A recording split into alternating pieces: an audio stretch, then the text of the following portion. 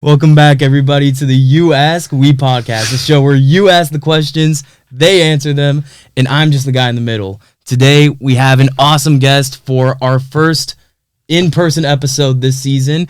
He is a former first-place winner in men's physique, and now he uses his focus to create authentic, truthful, and powerful individuals by awakening them to their reality, whether that be done by analyzing their relationships, emotions, habits, you name it. Naftali is there to talk all about it. So I want to give a warm welcome to my man, Naftali Moses. How you doing, my man? I'm doing exceptional. Wow, what an opening, man. Thank you. Yeah, well, I course. recognize the I guess you could say it's like I have this little paragraph on my website. So yeah, I do create powerful, authentic individuals. Yeah, it's like I had to use it for the bio, you know? No, it's like that's the tagline, you know? Wonderful. So yeah, the way the show pretty much works is everyone submits like questions to like ask you, and they want to hear your insight, your intellect on all of this. Mm-hmm. And the first question actually always comes from me, and that's just, what's new? What's new? You know? Well, honestly, I'm living life again. That's what's new. It's good. I mean, of course, thank God my business is blessed. I think everything in my life has been blessed, and I've been really, really focusing on me and realizing how actually difficult that is. Learning how to reward myself, and I think more importantly, learning how to develop a relationship between me and God where I'm not always transactional every 5 minutes. I love what I can get from me, and that was something that scared me for a long time. It was what I can get from me is so damn powerful. What I can get by believing in God is so damn powerful. But truth be told, I didn't give a shit about me, and I just used God for some sort of power trip. So that's what happened recently. That's what's new, and thank God I've actually found a relationship. And now all I'm trying to do is show up for that relationship, because over the last year, if I said I was the most happy, exuberant individual, that's a lie. I was somebody who was deeply struggling and denying that struggle. And when I was able to just face that struggle and accept that I was doing my best, and I don't want to rush it. And well, somehow, that's good. through that, that's what's new, and thank God I feel new. I feel reborn. That's great, man. And I'm happy for you. That's awesome. So we're going to get into some questions now that people submitted. And these first few questions are actual questions about you yourself, right? So this first question comes from Nur, and she's actually curious how your coaching program works. Like, how is it structured? Is it one-on-one? How does it all work? There's I guess you say the overall, you get a self-help person. It's usually a one-on-one thing, right? What makes this different is that a lot of the time people like generalized truth because it brings them to the service. And then they think they're going to continuously get generalized truth. But the truth is everything that we do is customized to the client. So not everybody gets a one-on-one, because one-on-ones won't suit them. Sometimes they need a group. They need to have the ability to communicate and express themselves to many people that are in the same situation. Sometimes they need to already start getting out of their own comfort zone, and being in a group is a great way to do that. And then there's other people who need one-on-ones. So everything we do is situationally based. A lot of the time people always think they're broken. They come in there and they're like, hey, help me out. My life's a big fucking mess. Or there's one part of my life that's a mess. Usually when we can specify what exactly we're going to work on with the client, that's when we can guarantee the results. So we're not just here to go ahead and say, hey, welcome to our counseling, welcome to our therapy, welcome to our coaching, where you're going to be here for 2 years. We're going to quantify the time, and we're going to guarantee the results. And the reason why we can do that is because we're trying to really narrow in on the client and what that client needs. And if we cannot help them, we will send them out. And what makes this unique is that we're trying to make sure that that person is fully committed to the change, because we will be too. It's not just them, it's going to be us.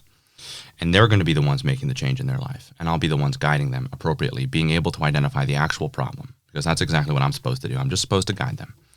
And after I can guide them to that point, there's an action that they have to take. And I can provide the action and the game plan in order for them to create that big breakthrough. But most importantly, it's about realizing that that person and me have both identified the issue, and that we solve it together. And we have a whole program that's customized to it, whether it's a group, whether it's a shared session, or whether it's a one-on-one with me. Or even sometimes it'll be in person in Los Angeles with me. And that's a very particular client. Yeah. I mean, it's cool that you cater to the individual too, because like, I mean, me personally, myself, I feel like one-on-one might be a little bit too deep. Yeah, so it might sometimes like you don't not need help. that. So, but it's like, yeah, it's good you cater to the individual. Like some people need that, some people don't. Some people need something else. Like everyone's different. So That's the whole thing. Everybody's different. And I really think that to be honest with you, there are 3 things I hated growing up. Pickup artists, motivational speakers, and coaches. I got into this by pickup artistry. And then, I mean, whatever you want to call it, inherently just helping men approach women. And then motivational speaking, I thought it was the cringy shit of all time. I'm like, why do people need motivation? Right? And it's like, now it makes sense to me. And then coaching. And the reason why I hated it was really the stigmas that came with all of those things. Always performative, always have some sort of narcissistic character type. And it's never really about helping the people. Mm-hmm. And all of those things made me ugh. And then now, okay, here I am, right? Doing all of those things, or two of those things, and helping people understand the last one a little bit more.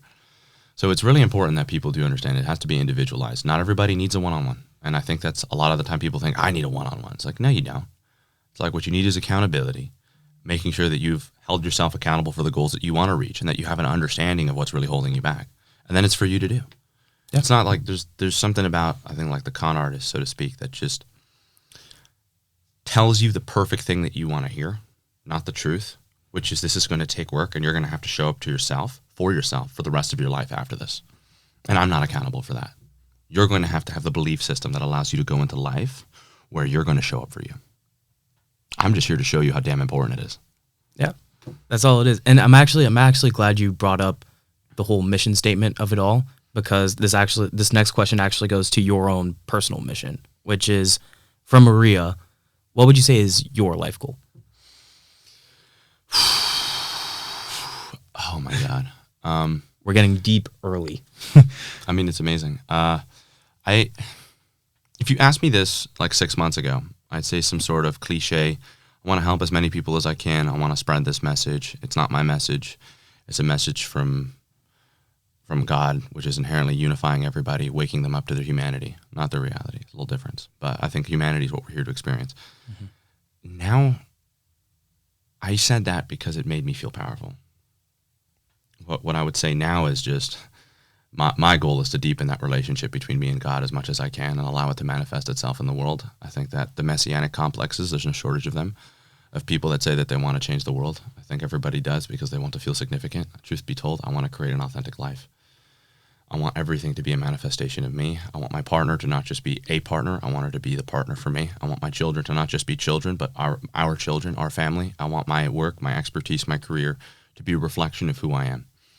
And I always make sure that everything in my life serves me. So my goal is to inherently to just deepen that relationship as much as I can and let it manifest the way that it does, because I believe that's how you change the world. And that is my goal. My goal is to leave an impact much better than the way that I left it. That's good. And honestly, it all starts within too, because it's like when you want to impact the world, you have to first impact yourself. Yeah. So, and I realized that's exactly where it starts. And actually my career started skyrocketing the second I stopped making it about them. I started making this about me. And I really think that for anybody that wants to go ahead and maybe it's music or podcast or whatever it is, some sort of creative expression, or even your career, I'd hope that's a creative expression. Do it for you.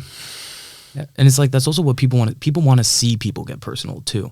Mm-hmm. Like that's why when people like go into, like, for example, streamers, right? Yeah. They stream pretty much their entire personal life. Like they're in their room and it's like they're streaming in their house. Like they barely have any privacy, mm-hmm. but that's why it skyrockets, because you're seeing someone in their real life and you're seeing them for themselves. And you know, it's interesting. There is something very scary about that too, mm-hmm. which is a lot of people like to exploit their personal lives. But truth be told, all you need to be is authentic to be successful nowadays. Yeah. Everybody's scattered, everyone's moving, everyone's surviving. And then if they get one day to breathe, they'll show you who they really are. But that's an infancy. Who a person really is an infancy. What they were made to be is a developed monster. And I think it's very crazy to see the difference that when most people have an opportunity to be themselves, they are so unfamiliar with it when they see it, but it feels so damn good. And so then they feel like there's no room for it to exist in the world because it's still a child. But you've created this inherently like the survival animal.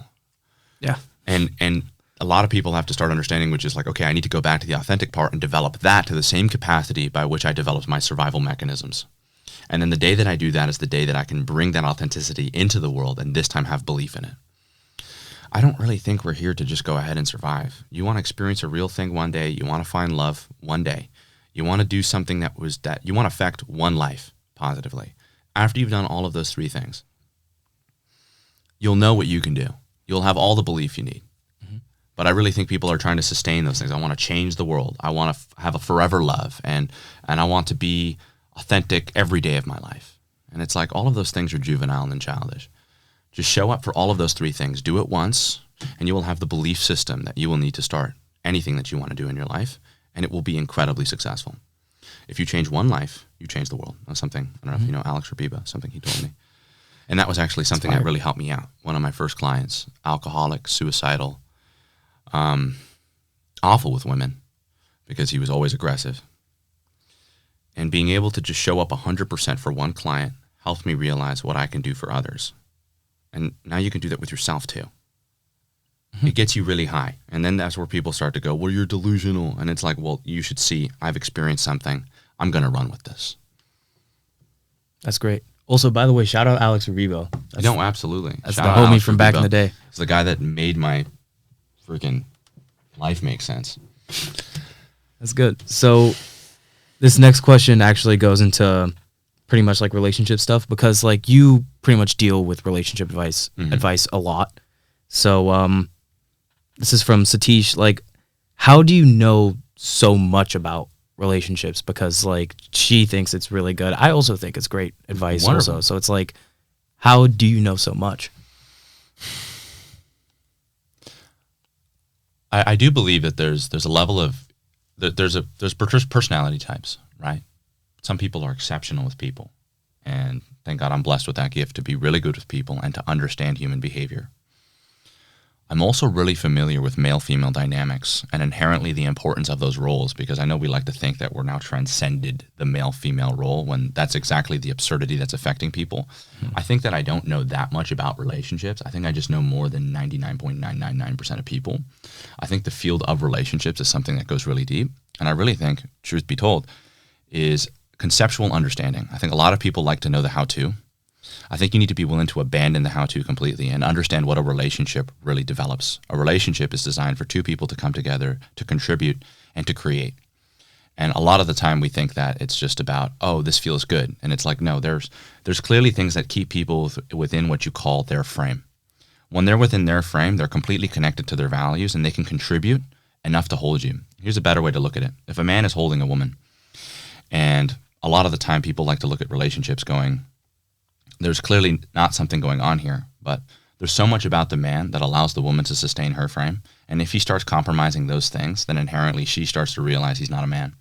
All of these things that I learned were actually not from reading Freudian psychology books. That was something I did when I was like 12. But the Adam and Eve story will tell you more that you ever need to know about men and women than any other story. How so? So here's a really good way to look at it. Inherently, Adam and Eve represent the divine masculine and the divine feminine.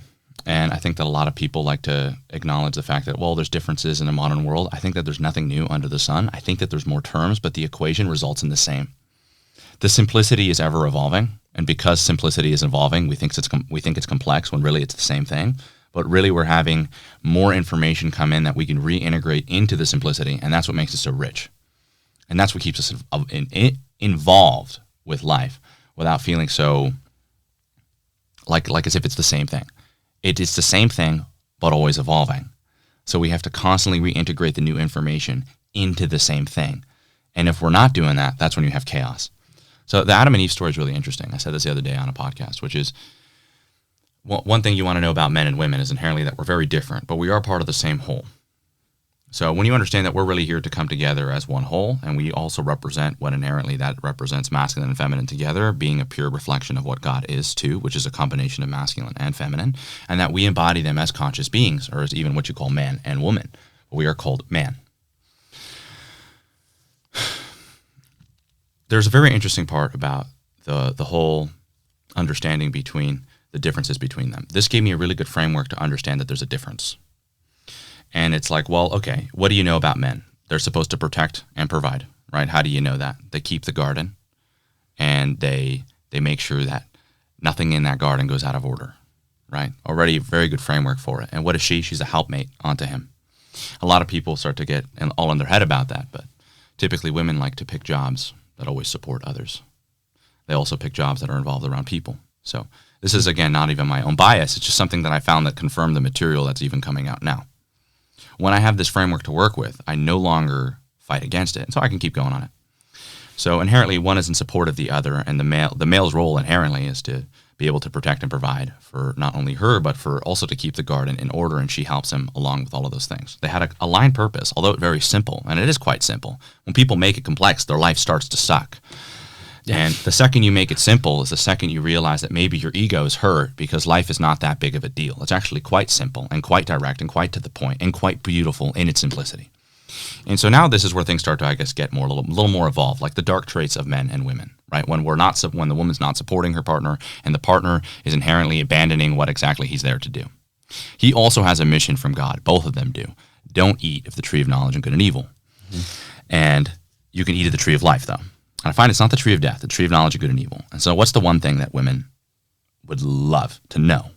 That there's additional safety that could make them like God and unhurtable. So women are more susceptible to fear. And you could learn that in the Adam and Eve story, right? Which is, how are they more susceptible to fear? Well, because very simple. The snake doesn't say that you can't touch it. Adam knows for certain he's not going near that thing because that's the one thing he has to do. But he won't do that so simply. If he sees the snake, he'll step on the snake's head. But if the woman sees the snake and presents a proposition, which is, this will make you like God. He doesn't want you to be like that. He's providing a narrative that's far beyond what even Adam provided her. And now what's happening is she's saying, wait, there's a better possibility of my existence, inherently using a lot of the fear that's going in there. And it's like, well, what's the male downfall? After she eats the fruit, she goes ahead and she takes it to Adam. But what does Adam say when she comes with the fruit? Jack shit. He doesn't say anything because that's the male downfall, convenience. We'd much rather not ask and just go, wow, she's my helpmate. She's made for me. How could she fuck me up? Right? And this is where men go really wrong, is they often don't come from the frame and understanding of, if I'm not here to protect the woman and I can't help her understand what she's doing is wrong, then I'm going to inherently fall down with it. And I know that a lot of the time men can even fall into that. She's my wife. We're made for each other. We're soulmates. I promise that. You don't get an opportunity to turn your brain off.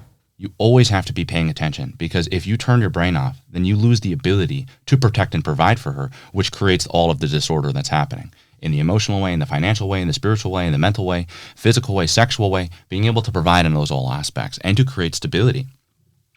So now what gets really interesting is the part after, where they both eat of the fruit and they're both aware that they're naked. The first thing they experience is shame.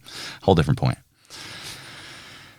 Now what ends up happening is God comes in there and says, who told you were naked? What's the first thing Eve says?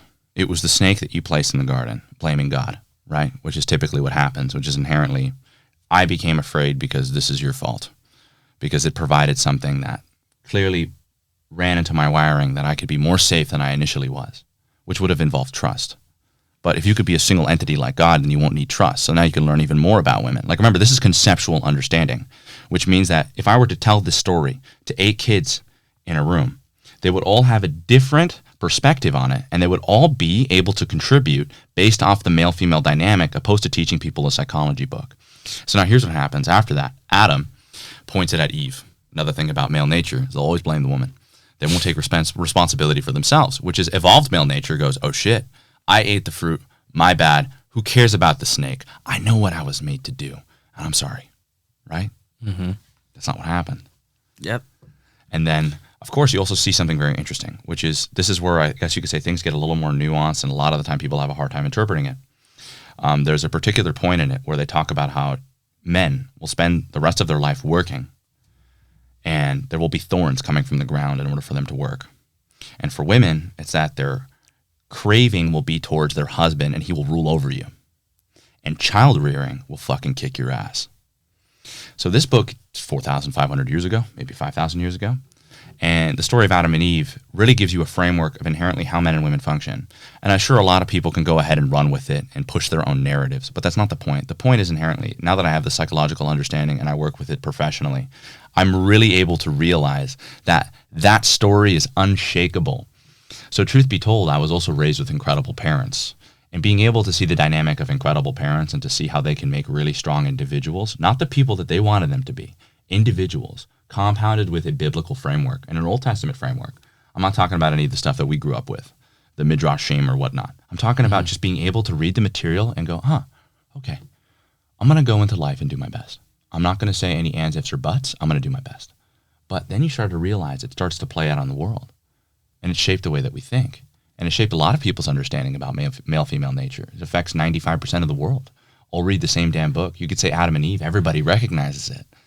and it's shaped the way that we think. So when I use that that's at a core level of my understanding of male-female relationships, because relationships at the end of the day aren't that complicated. It's just about being able to see that a lot of men blame women, and a lot of women often eat the fruit because it tells them that they will be safer. And that's the problem. And it always goes for the woman, because when it goes for the woman, then the woman goes for the man, and that's where he falls apart. And that's where a lot of men also stop that, realizing that, hey, you think that things are good in the home. You place a TV screen in the home and it tells you got to watch out about A, B, and C because your kids will be in danger. She's no longer your partner anymore. She's trying to tell you to adopt a philosophy that could be potentially hurting the family. And then again, most of the time, most men don't even have values. So what I do inherently to help really successful relationships is get men really close to their values so that they can actually uphold them and inherently be able to provide a nest for her in the best way possible, showing that she's safe. Because when a woman knows she's safe, ask any woman, they'll be the happiest thing on planet Earth. It's not that they don't need like a mansion with 6 floors and horses and cattle and sports cars. They just need to know that you got your shit. That's it. And then from that point, they're functioning as the feminine, and then there's the masculine, and helping people reintegrate that, because a lot of the time now people are masculinizing, people are feminizing, and it's about bringing them back to that and integrating a lot of their life so that they can have a relationship with what they are. And the day that they do that, they feel so damn good because they're coming back to it. But this time, they are in the equation. It's not like placed on them like a burden. It's a relationship. That's really interesting. Wow. So you got all of that from Adam and Eve? Yeah. Straight up? Because every That's time I crazy. read psychology books, I often see that the women that write these books, particularly women, love relationships.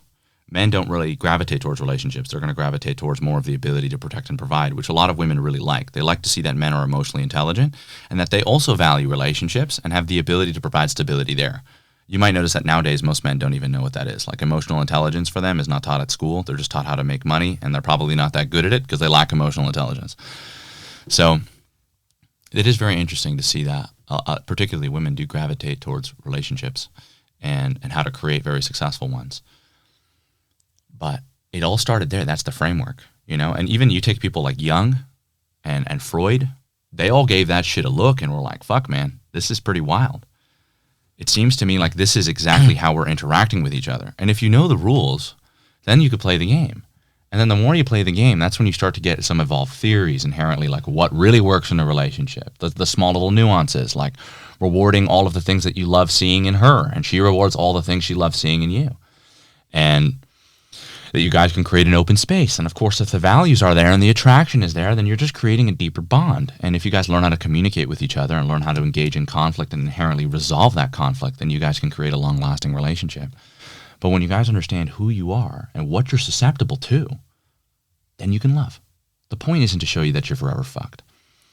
I believe it's to show you that there's an opportunity at real love. And real love doesn't happen unless there's choice. And I think that the biblical story already shows you there's 2 trees, so you already have choice. And that clearly that both of them were presented with plenty of choice. And it's not because they were just real characters. I think if you look at it more metaphorically, it teaches you more than anything. But they could be real, you know. I'm not to say that they're not. But when we start understanding that the way that we learn things is not through picking up a self-help book and going, aha, I'm a relationship guru now. It's through reading stories. Truth rings a bell, man.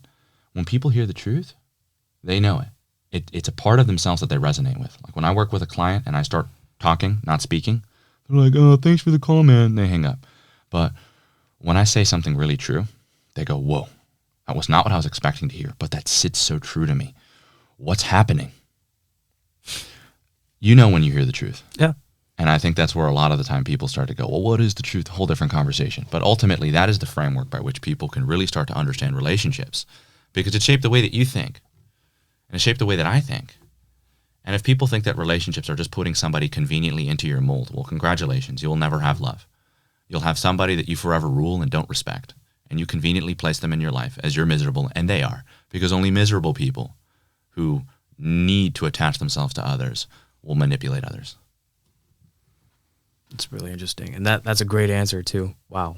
Yeah, it's not like, how do I know so much about relationships? Like, I just study them. I mean, truth be told, also, I spent a lot of time talking to women when I was younger. I thought men, when they would talk a lot about stocks and sports and movies, I'd want to blow my brains out.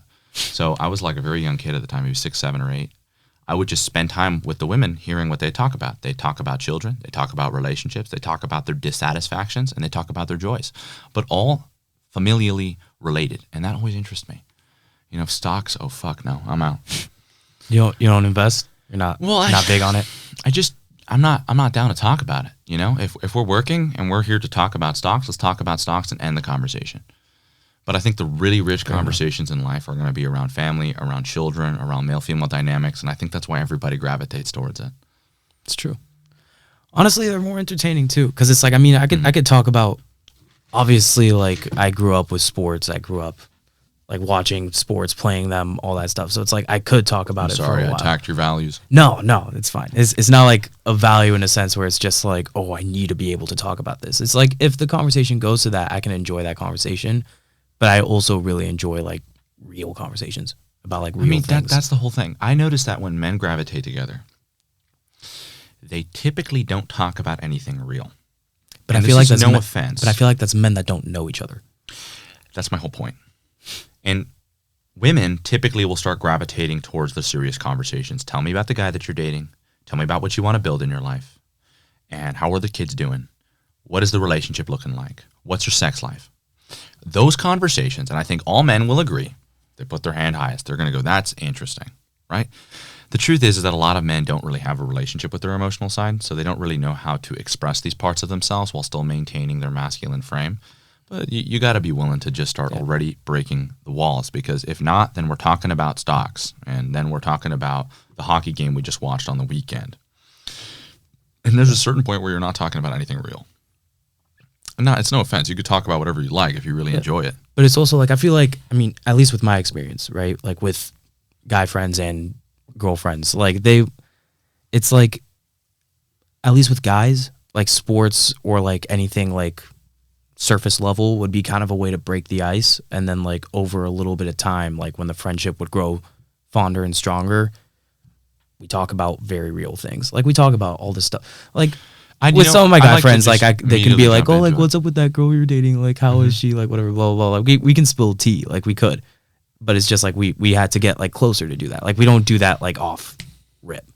You know? I feel like girls, it's easier to do that off rip because like there's some sense of like bond there that it's like it's easier to just get into that quickly. Well, that's the whole thing is that guys, it takes a second. And when you start to become integrated, and another fancy word for that, it means that you no longer want to engage with things that do not interest you.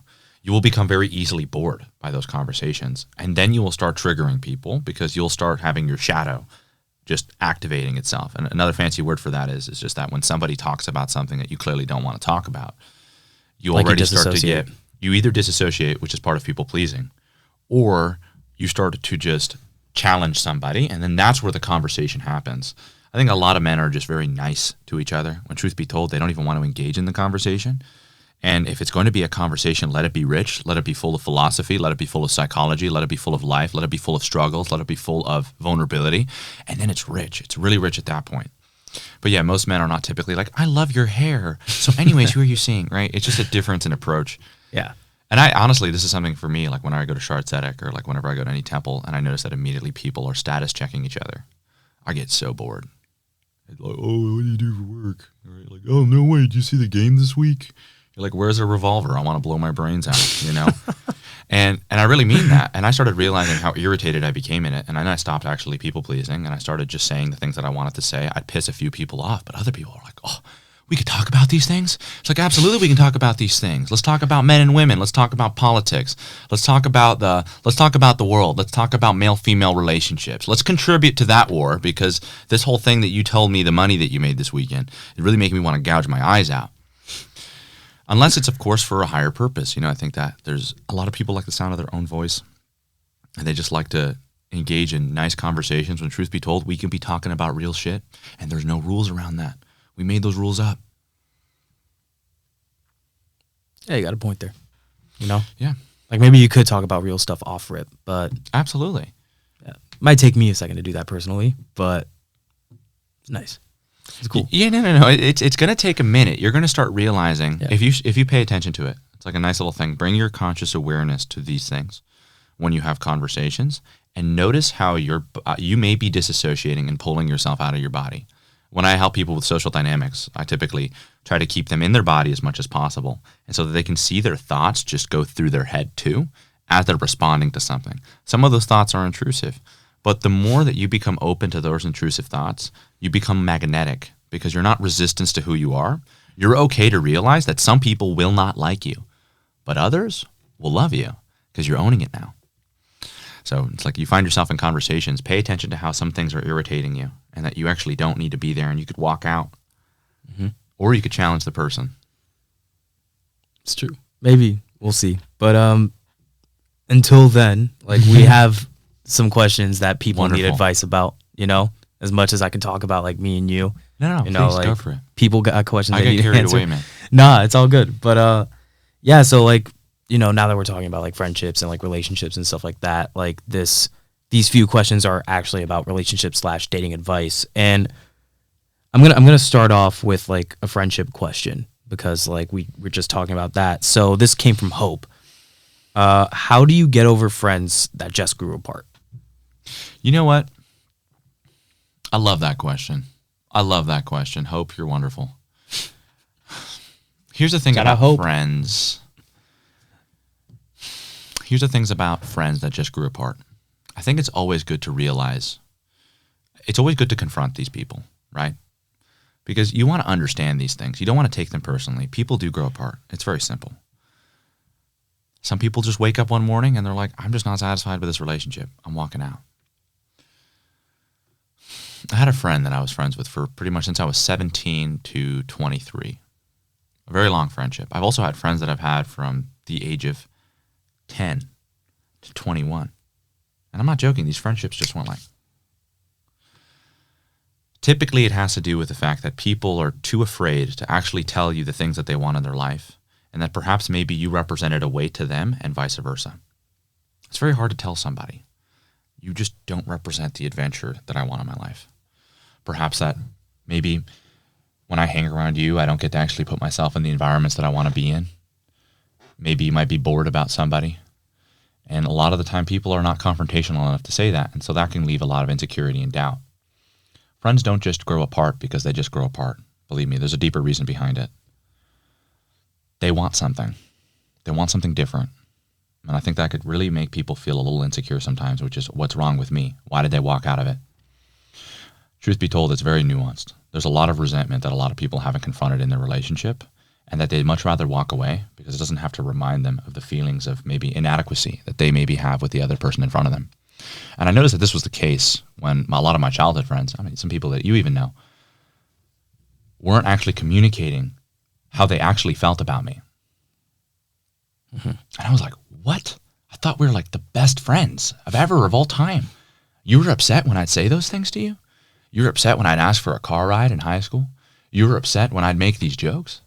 We'd call you those names? We thought that we were just engaging as friends. Everybody would roast each other. And it's like, these things fell apart because clearly there's a certain point where it hits a boiling point where they walk out at that point and you're left there kind of confused going, what happened? Was there something about me? When truth be told, if somebody's not willing to confront you in that relationship, then it's pretty much game over for that relationship. And then another thing that comes to mind is people don't just grow apart. It's just people are not willing to tell you why they're not interested in the relationship anymore because they don't want to change the way that you perceive them. And it's much easier to walk away. When I realized that I confronted all of my friends that I'm no longer friends with, they all had something to tell me that I did about them that made them literally not be able to look me in the eyes. And sometimes, by the way, avoidance can be a really big problem. Avoidance with one of my very close friends. He just called me the other day, which is just honestly amazing. Really amazing to see that. You can also mend these relationships too. You're just a phone call away from asking what's up. And then they will respect you because it takes courage to ask somebody what's up. And so he called me and I was like, hey, a year later you give me a call after we had that little altercation. I was trying to talk to you. What happened? And they tell you, I felt disrespected when you would do these things. And I'm like, what do you mean? That was just part of me trying to love you. I pick and I jab and I poke. And he's like, well, I was just trying not to sabotage the relationship, so I avoided it so I can clear my mind to see whether or not this was you disrespecting me or just being a close friend. And then because of our differences in personality, what did we think it was? It was just a fallout, right? When truthfully, it was actually that he was in avoidance And I was a little more confrontational than he was. So what ended up happening is I started to think that he didn't want to have a conversation with me because I triggered his insecurity or something. But really, he just actually wanted to protect the relationship by thinking that his mind was clear, so he took some time away from it. And then now we get to have this conversation a year later with mutual respect for one another, not wishing each other's doom, but only success, love, and appreciation. And truth be told, the relationships were supposed to leave because you were supposed to make something out of yourself in between. And then maybe these things do come back. And you have to be there with open arms. And the most important part is be there with open arms so that you can welcome them back in as a new person, not the same person, because clearly they walked out because they weren't feeling seen, and vice versa. You can ask that for yourself, of friends that you're no longer with. Something about them no longer intrigued you. And it was easier just to walk away than to say it to their face. This bores me. Pizza on the weekends? Fuck no. I want to make millions and throw dollar bills in Vegas. I want to roll crabs and wear colored sunglasses. I want to get in sports cars and seduce women. Fair enough. But what's easier? Falling apart and saying some people fall apart, or looking them in the eyes and telling them everything that makes you absolutely fucking hate them? That's a perspective. Because, like, I mean, the way I personally see it, because it's like, I've had friends that I've gained, I've got friends that I've lost, but, like, there was no, like, necessary, like, fight or anything within a relationship. Well, then you weren't that like, close. made each other. I don't know. Because it's like, it's also like, the thing is, it's like, I went to school in New York, right? Yeah. So when I was in school in New York, like, I've had friends that, like, I was able to see, like, every day and stuff like that. And I'm still in touch with them here and there. But it's like, it's not like the same because of the distance. And Which like is something everybody needs to make, especially with distance. Yeah. If you think that you're going to have a perfect long distance relationship with your girlfriend or your friends, you're not. The relationship will change. Yeah. Because real friendships are people that I can speak to and engage with. People romanticize the friendship that they had for years, when truth be told, if they need to leave, they are inherently also leaving that relationship too. It doesn't mean that there won't be a chance that they come back and pick it up. But it's something that everybody needs to be willing to do, which is I am leaving my friends because they need me too, and I need them. But I need this more, and that's okay if they hear that. I wish that we can still continue and grow this. But if I come back to it and it's not there, that's okay too, because people change. Yeah. It's like the way I like looking at it personally, it's like life is like a line, right? Like your life is one line and like other people's lives are other lines also. And you'll have moments where like those lines meet and those lines go away. So I feel like it's kind of like a simile where it's like people that were in your life at a certain time were meant to be there for that certain time. Well, you also might find it interesting that sometimes when like maybe people have had this before, it's just that it doesn't really help you understand, which is why it's really good to be confrontational. I always implement that, you know? Even one of my very close friends, you know him too, he left in New York, he's going to the law school, he has a girlfriend. I wish him nothing but the best.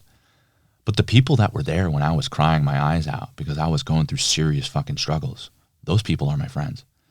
And a lot of the time people like think that their friends are just their acquaintances or people that they've been around for long times. No, those things deserve respect. Those things deserve appreciation. Those things deserve time.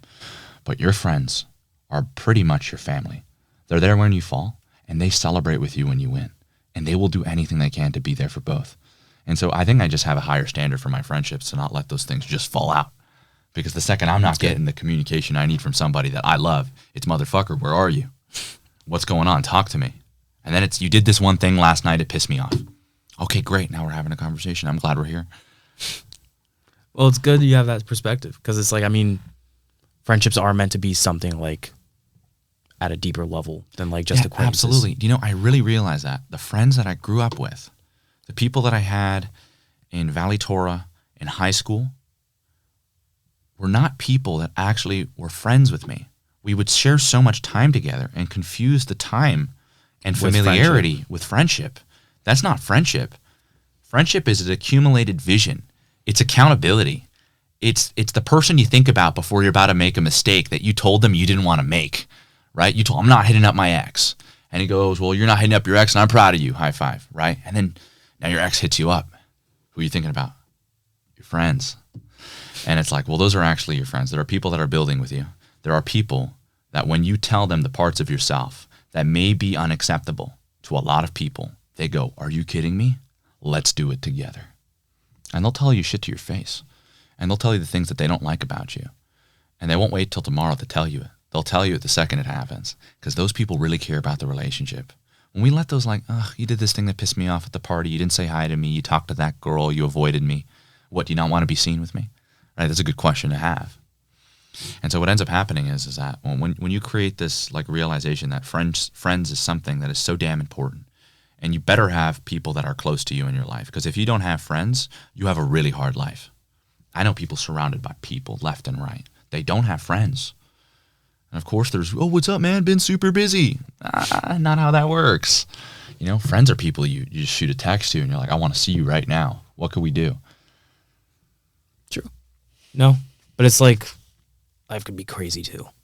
Like, so it's like, I mean, maybe you won't see them 24/7, but when you do see them, it's never like, even take Alex, for example. If he leaves for a week, he travels a lot. When we come back, we have to reintegrate each other because so much happens. Yeah. And by the way, I get closer with other people when he leaves. And that's something crazy. That is crazy. Yeah, I get closer with other people. And that's actually how life should work. I find maybe parts about myself when he's not there. I find myself hanging out with other friends, getting coffee with them in the morning, going out with them at night, getting dinner with them. And I'm like, wow, this is so crazy that when you start showing up for your life with 100% presence, you're no longer like, I miss you, FaceTime me. It's a dangerous world. The virtual world is a dangerous world because it stops you from moving your life forward. You know, the day where you just said, it's okay, babe, let's do long distance for 2 months, is the day you burned a lot of bridges in your life for the next 2 months. It's a hard thing to tell somebody. This presence that I have is so damn valuable. I give 100% to the people in front of me. And you're not there right now. If you come back here, that's great. If you don't, no guarantee. And I think that maybe it can sound a little cutthroat, but it can really help people maintain their integrity. And I think even more important, it can help them maintain the value of their own life so that when somebody says they're going to leave for 2 months, maybe they'll have a fight about it, opposed to saying FaceTimes are enough. FaceTimes are not enough when you're somebody with real needs. And that's like a hard thing for people to understand, is that you have real needs. And particularly for you, Hope, you may even realize that a lot of the time people are not getting their needs met, so they'll just walk away. But it's okay to go ahead and communicate what your needs are and seem like a piece of shit while doing it. fair enough. And speaking of people's needs, right? This question comes from Instagram handle Portoto El Mundo 7. Yes, Portoto. Yeah. So he's curious, like, because like people have their own needs, like in their life, they have their own wants, and he wants to know, how would you know when a woman is not interested in you? Like, what are the signals that you're not giving her the wants she wants? I think it's very simple. If you haven't set your intentions clear, you're playing the thinking game. A lot of men think that they have to hide a lot of themselves to be liked. The truth is you need to do the contrary. And there's an expression. It might be a little bold, but if she likes what you're offering, she'll take her clothes off. And that's not just because she'll get naked and you guys will hook up. But the truth is that if you actually owned a lot of who you are and set your intentions about what you want from somebody, she's more than likely to communicate yes or no. Now, this is something that's very important for men. The more likely, the less you perform and please, and the more open and straightforward you are about the conversation, the more value you're displaying. When you start to weasel around, when clearly your intentions aren't, hey, can I pet your dog? But hey, what's up? What's your name? And then going, what's your number? You'll have a far better time realizing that most girls aren't friend zoning you. You're actually putting yourself in a position to where they are friend zoning you, and you think that you got an angle. And then after you've done your whole performance trick, you go, what? She's not interested in me? And then you throw a tantrum, right? The truth is it's about actually being able to set your intentions. Allow them to reject you. Tell them what you want. It's okay. Not everybody is for you. Maybe you have a hard time hearing no, and that's why you avoid that. Because truth be told, most women don't want to be friends with men. They're looking for something that they want to fulfill them in a relationship. Mm-hmm. Maybe they're single. Maybe they're with somebody, right? You don't know that. Maybe they're emotionally unavailable. You don't know that. It goes back to just keeping it real. It just goes back to keeping it real. Just got to keep it real. And I find it very interesting. Like, oh, why am I getting friend zoned all the time? It's like, because you're not setting your intentions. And by the way, not only are men making this mistake, it's killing them. The reason why you're getting friend zoned is because you aren't setting your intentions. And let's just say you do set your intentions. You agree to spend time with them under the notion of friendship because of your scarcity issues. And then, of course, you're not getting anything back because she tested you. And, of course, you're like, I set a boundary and said we're not friends. And then you continue to hang out with her as friends. So what are you? You're just friends because you communicated something with your actions, not just your words. And then now it showed her another thing, which your words don't mean shit. And then now she doesn't respect you. So you're definitely not. End of the day, you became a sucker. At the end of the day, you become a sucker. That's all it is, really. Yeah. So in order to be a high quality man, this question comes from Victoria. Where would, and this should probably go to like the guys who are looking to be high quality men. Where do they usually frequent? Frequent as in like hang out? Like hang out, like where are they normally, like what do they tend to like do with their day?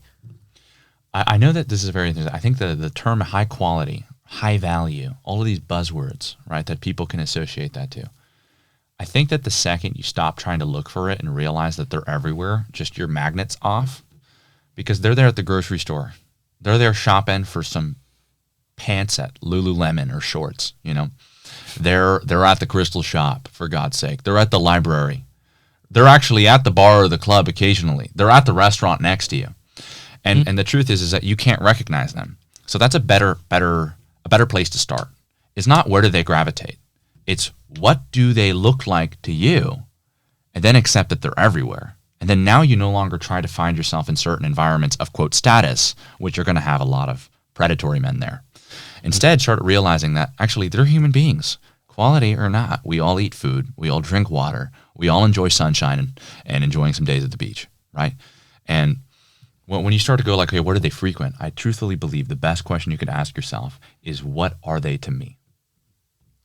And then when you understand yourself, well, that's what a high-value person is. Remember, you ask an Orthodox Jewish girl, she might have a different answer. Synagogue. Yeah, that's right. She'll say, where does she find her high-value male? At yeshiva, right? Where does the club girl find her high-value guy? At Poppy on a Saturday night, right? So the whole point is you need to be really familiar with your values and what you determine is to be a guy of quality. And then the environments speak for themselves because people congregate on what you call core values. That's where people meet. If people congregate around family and around holidays, where are you going to meet your wife?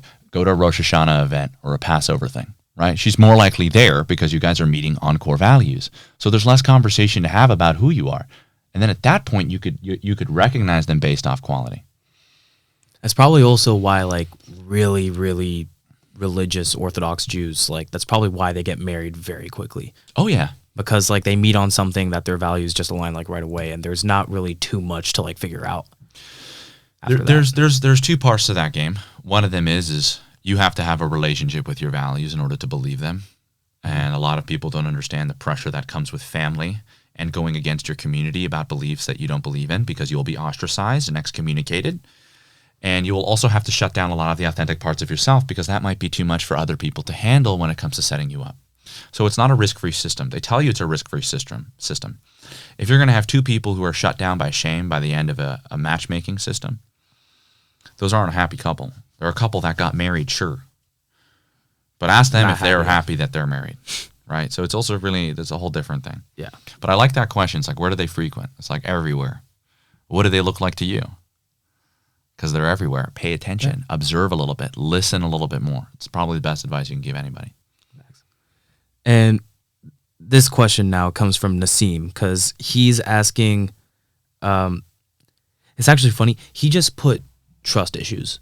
Like, that's what he submitted, trust issues. So I'm going to guess he meant that in a way, like, as in, how do you deal with them? Yeah, no question about it. I think trust issues are something really big, and I think a lot of people need to understand how serious they are. They will not allow you to heal. They will not allow you to build anything.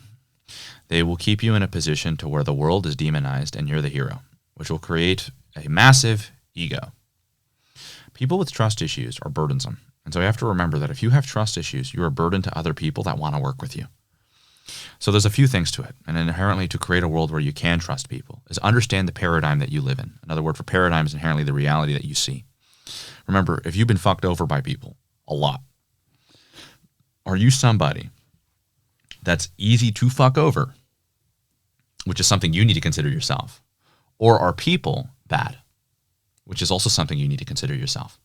So when you can go ahead and look at your trust issues, realizing, well, wait, maybe I was conveniently putting them into a place where it met my needs immediately, and I was so desperate to meet those needs that I trusted predatory people, and then they hurt me.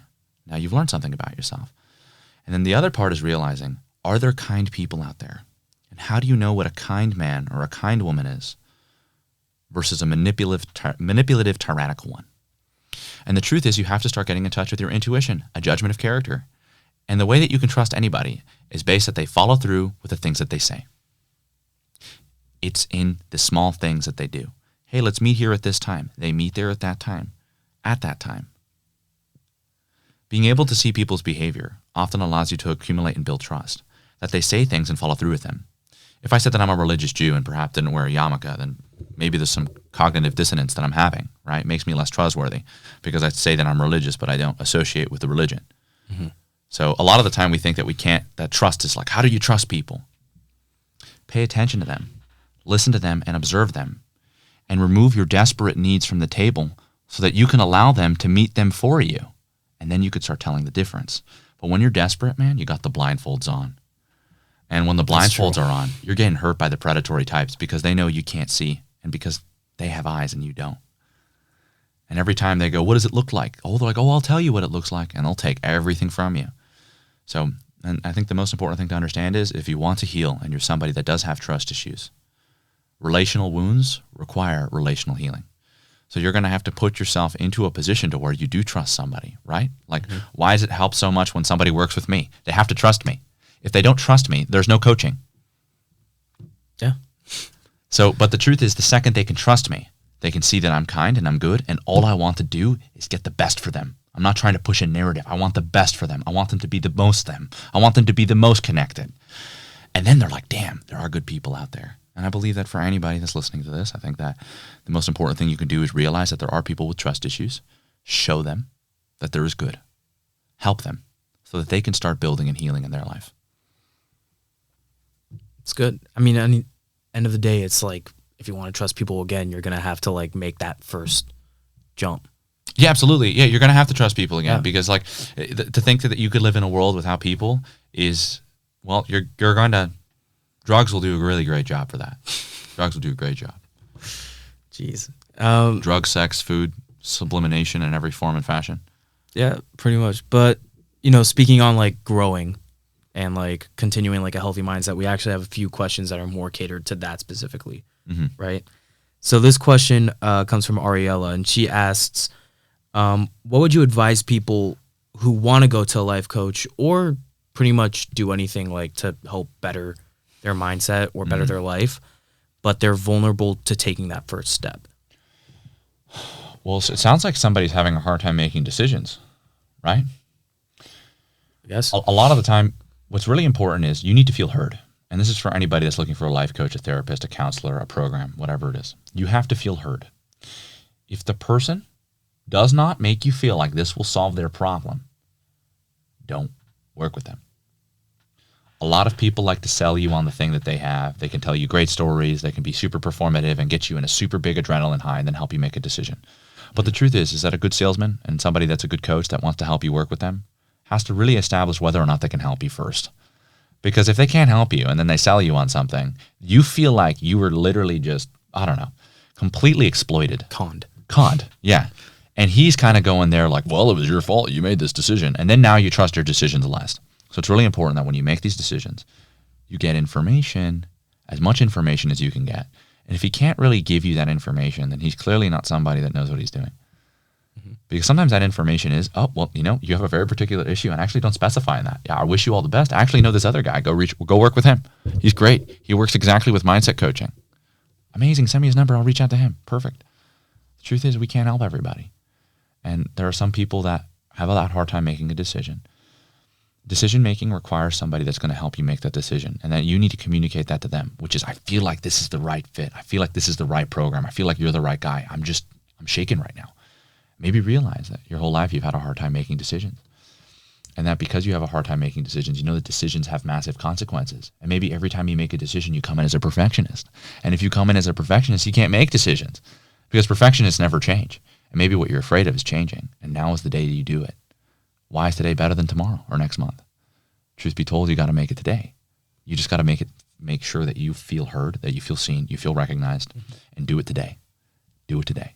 Yeah, and I'm happy you brought up the salesmanship stuff because it's actually funny. Like, in order to be a good salesman, which I think everyone needs nowadays, because like if you want to do anything in life, you have to sell yourself at least, you know, let alone other things. And like a good trait in a salesman is that they hear the client. And when the client says like for example, when you're selling something and the client says, I don't know, I'm not sure, I don't think so, you have to be like, oh, well, why aren't you sure? Yeah, address concerns. You got to address the concerns like specifically. So it's like in order to be a good salesman, you have to hear the person like out in order to actually make the sale. So if they're not listening, if that's also the other thing. You could also tell them too. And when I used to do sales for my business, I would just tell people, I'd say, hey, we don't need to do this. I just want you to be as honest with me as possible because we're taking up each other's time here. I don't even know if I can help you. Or I don't even know if I can help you. And it's like, wouldn't that be the worst thing? And I would just even address their concern even more. That you went through with a decision that you didn't actually believe that can help you. I said, it's just really important that we could be as honest as possible. No pressure here. You can also say no. And then people start telling you things because you're disarming them. You're allowing them to communicate what they need. And sometimes I hear people's story. I'm like, you're the wrong place, dude. But thanks for sharing. You know, I'm glad I can hear you out. Yep, pretty much. And speaking of that, this next question comes from Parsa. She asked, do people change? And is it the right thing to do? People absolutely change. It's actually crazy when you realize people change because you may be able to forgive them. And what's also crazy too, people change so much to the point that you can no longer demonize them to run away from the emotions that you felt with them. When you realize that people change, it opens up a part of your heart realizing that you can no longer hold on to any hate. People do change. The people that have hurt you are no longer the people that have hurt you a couple years down the line.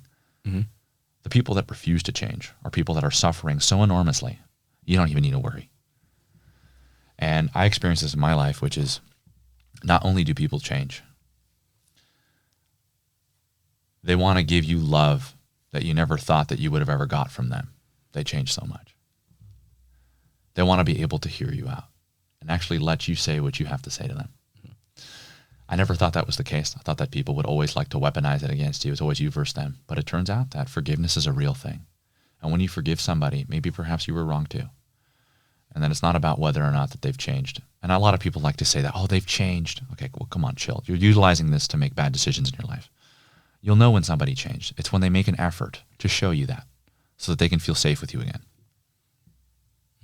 And you know, when I saw this question, I actually really liked it because I saw this and I was like, of course I did.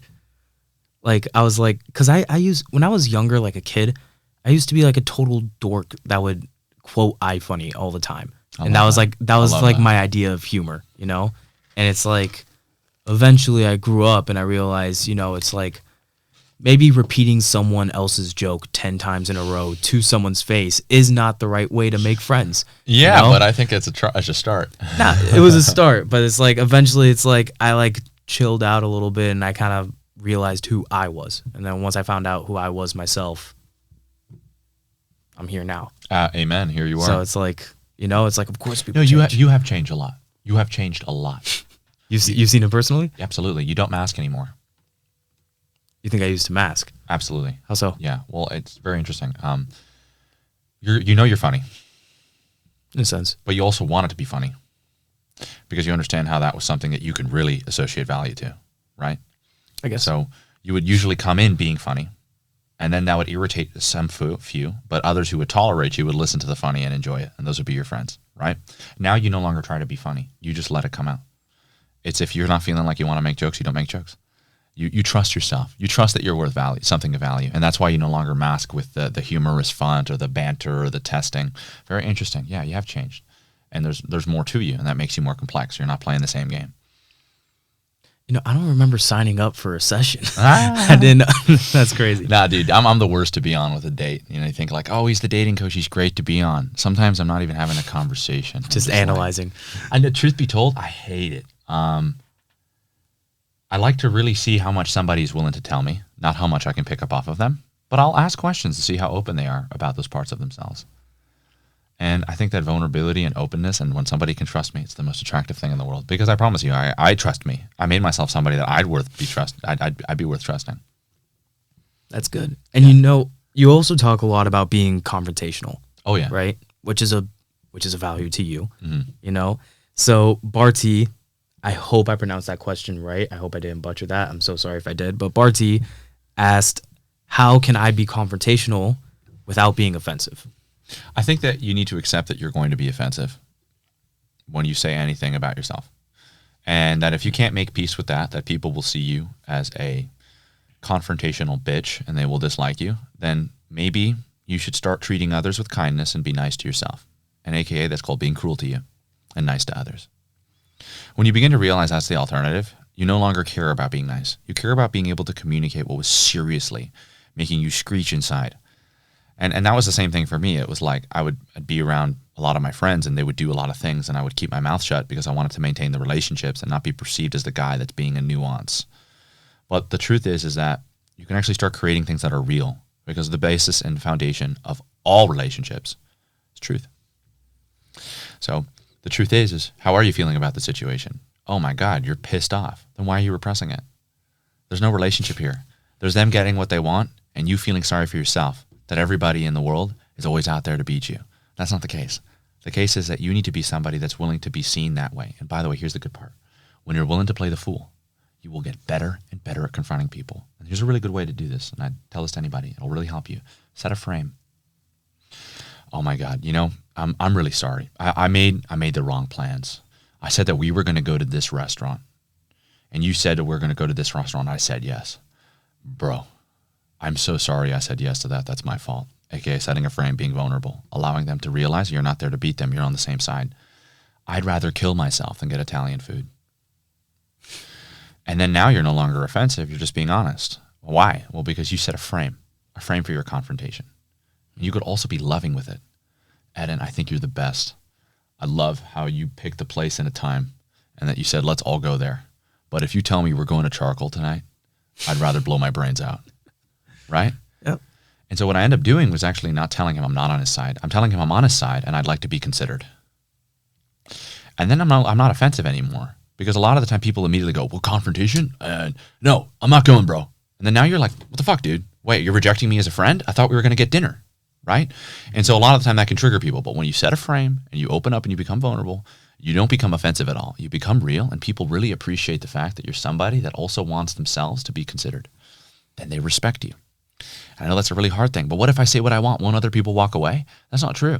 The more barriers to entry you create, the more people respect the thing that's on the other side of the barrier. The less barriers to entry they have, they go, it's useless. Yeah, it's nothing. Step all over it. Yeah, I mean, it's good to set a frame, because it's like, I guess that's a way to be less offensive, to like filter yourself out. Yeah, of course. I don't think you can't say anything that you want to say. I really wish that my friends would start doing that more to show me that they're on their side. I love you. I think you're amazing. This is not because of some sort of religious belief. I just don't want to eat at that place. Okay, cool. Where do you want to eat then? I'm open to suggestions. You might even be shocked to see how people are so flexible with you. Mm-hmm. You go, I can't tell you how much I appreciate the job. I love everything that you put. I love that my hours are flexible. I'd say, unfortunately, I can't do $22.50 an hour. I want to be able to do something like 25 or even 30. Or just shoot higher. I want to be able to do something like 30 so that I can actually really show up and contribute and give as much as I can to this. I really think it's an absolute honor to be working here with you, and I just don't want to be doing something that doesn't feel like it's worth my rate. Is that something we can do? And they'll go, whoa, yeah. I want you to work, and I want you to work hard. And if $8 more an hour is going to make you work hard, welcome to the job. By the way, guess what if they say no? You go, shit, I could open my mouth. That's amazing. I could say what I want. That's amazing. If I kept doing this, maybe some people would believe me. Maybe I believe me. Yeah. I mean, it's like, end of the day, it's all about building confidence for yourself at least, So, Naftali, pretty much the way the show works is, like I said before, I always ask the first question, but I always ask the last question as well. And that last question is always, if you had to give one piece of advice to the people watching, what would you say?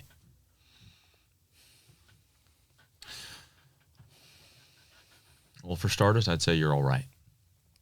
I think that a lot of people need to hear that. I'm saying that because I've worked with so many people, and I realize that they just maybe lack that belief that they were all right. You are okay, and you got it. And I think that anybody who's alive, deep down knows that. If they're hanging in there, they definitely know that. I believe that a lot of the time people are looking for guidance, they're looking for support. And the best thing you guys can consider is understand that you're a pendulum. You're seeking balance, and it's swinging one way or the other. You have to be really honest with yourself about what you need. And it's really hard to do that because one guy tells you 5 a.m. Ice baths. The other guy says wake up when you want to wake up. So when you're really honest with yourself and relative about what you want in your life, remember that everybody has an ideal that they're trying to achieve. That ideal isn't bigger than you because the ideal will never be achieved if it's not for you. So the best advice I can give to people is do not kill yourself emotionally. Because a lot of people are doing it, and they're doing it in the name of success. And unfortunately, success owns you, which means that you are not successful. When you begin to realize that you've attached yourself to all of these things that have more value than you, even though you're the ones that bring it into reality, that's where you make the big mistake. I believe the most important thing that somebody can do is completely unleash themselves so that they can integrate it into a higher purpose. When you find that higher purpose and you have all of the fuel and capacity behind it, you have all the passion in life. And it's no longer about knowing all the answers. It's about accepting the uncertainty. And I believe that when you're there, you're truly living because you're no longer living worshiping the ideal. You're living integrating it, knowing that you will achieve it. The more that you consider yourself and that ideal as you bring the two together, opposed to demonize them both and run away. Don't beat yourself up, ladies and gentlemen. Naftali, thank you so much. Thank you so much for coming on. Thank you I so appreciate much for having you. me on, man. If you guys like this video, make sure you like and subscribe. If you want to ask questions for the next guest and keep up with what's going on with the show, make sure to follow the socials. They're going to be down below. If you want to see what Naftali's got going on, I'm going to put his links down below as well so you can check him out. And on that note, this has been Naftali Moses. My name's Ed in Toronto, and I'll see you guys next week. Yo!